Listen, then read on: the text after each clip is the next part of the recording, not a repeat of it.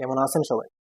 আমি এখন যে টপিকে কথা বলতেছি, এই টপিকটা একজন ফ্রি ভিসার কর্মী সৌদি আরবে আসলে তার কিরকম জীবনযাপন বা তার কি রকম সমস্যা হতে পারে, আমি এগুলা নিয়ে আজকের এই ভিডিও কথা বলবো। সবাই ভিডিওটা শেয়ার করবেন, অবশ্যই লাইক করবেন, সাথে থাকবেন।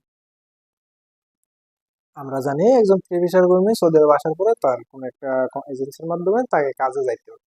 ধরেন একটা সাপ্লাইয়ের মাধ্যমে সে একটা কোম্পানিতে কাজে গেল। কাজে যাওয়ার পরে তার বেতন সর্বনিম্ন 3 মাসের মধ্যে তার একটা স্যালারি আসবে। কাজে লাগার পর থেকে 3 মাস যখন শেষ হবে তখন তার একটা স্যালারি আসবে। এখন 3 মাস পরে যদি স্যালারি না আসে তখন তার ওই স্যালারিটা বিক্রি করতে হবে। আর সব জায়গায় বিক্রি করাও যায় না, ওই জায়গায় বছরের বছর তার স্যালারি হবে। এখন বলবেন স্যালারি কিভাবে বিক্রি হয়?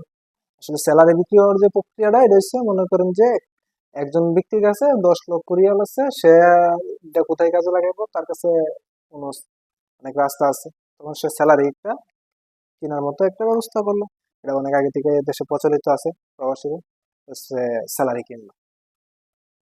এখন মনে করেন আমি দেশ থেকে নতুন আসলাম, আমি এক জায়গায় কাজ করতে গেলাম, ওই জায়গাতে আমি কাজ করলাম 3 মাস। তা আমার কোনো স্যালারি আসতেছে না, তখন ওই কোম্পানি আমাকে স্যালারি দিতেছে না, বলতেছে আরো 1 মাস পরে আইবো। তখন আমি বাধ্যতামূলক হয়ে ওই কোম্পানির কাছে প্রস্তাব রাখতে হলো যে ভাই আমার স্যালারিটা বিক্রি করার একটা ব্যবস্থা করে দেন।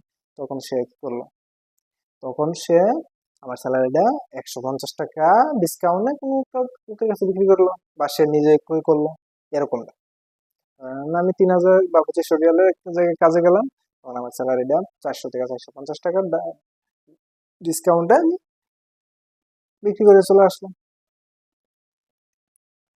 এখন আমরা যে ফ্রির সাথে যে সমস্যার সম্মুখীন হইতেছি, এটা হইতেছে ধরেন আমি 2500 রিয়ালে বর্তমানে 2024 সালে একজন ফ্রি ভিসার কর্মী লেবার হিসাবে 2500 রিয়ালে সামথিং আশেপাশে তার স্যালারি। এখন আমি 2500 রিয়াল দিয়া সৌদি আরব কি করতে পারতেছি আর দেশের জন্য কি করতে পারতেছি এইগুলো বলতেছি। ধরেন আমি 1500 রিয়াল দেশে পাঠাইছি। এখন আমার কাছে 1000 রিয়াল আছে।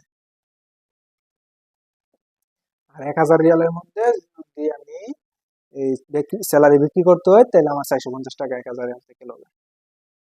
আর 400 টাকা 1000 রিয়াল থেকে গেল। আর যদি আমি স্যালারি বিক্রি না করি তাহলে আমার কাছে পুরোটাই আছে 1000। এখন এই 1000-এর মধ্যে আমার রুম ভাড়া আছে 200 টাকা, আমার খাবার খরচ আছে 300 টাকা, 500। আমার কাছে আছে আর 500 টাকা।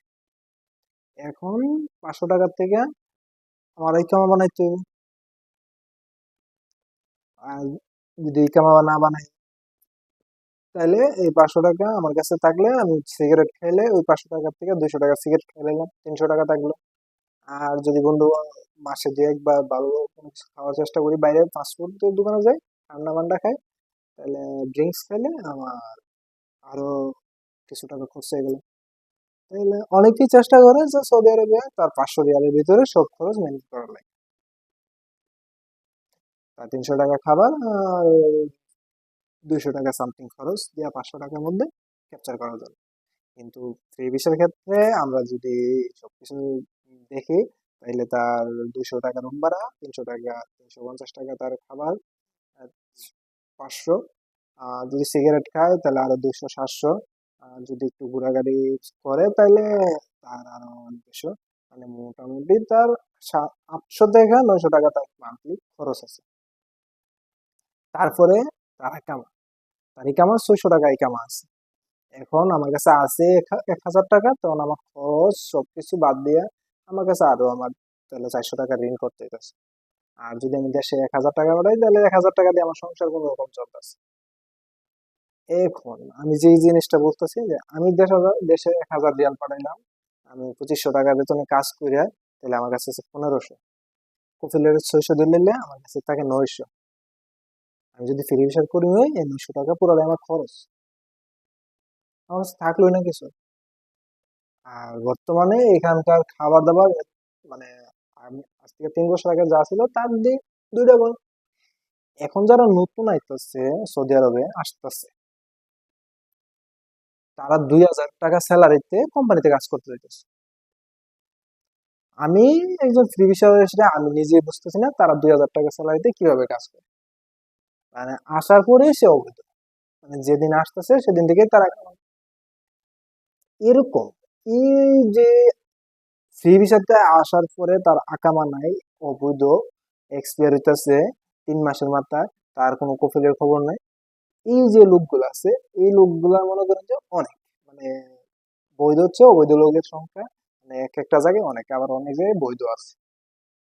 তো বিশেষ করে যে লং টার্ম কাজগুলা, এগুলা নষ্ট করার মানে আরো একটা কারণ হচ্ছে এই স্যালারি, নতুন দেশ থেকে আসতেছে, আর কন্ট্রাক্ট গুলা কম টাকা দিয়ে নিয়ে ওই নতুন লোকগুলারে কম টাকা স্যালারিতে এই জায়গাতে ঢুকে দিচ্ছে, এরকমটা আবার নাও হইতে পারে।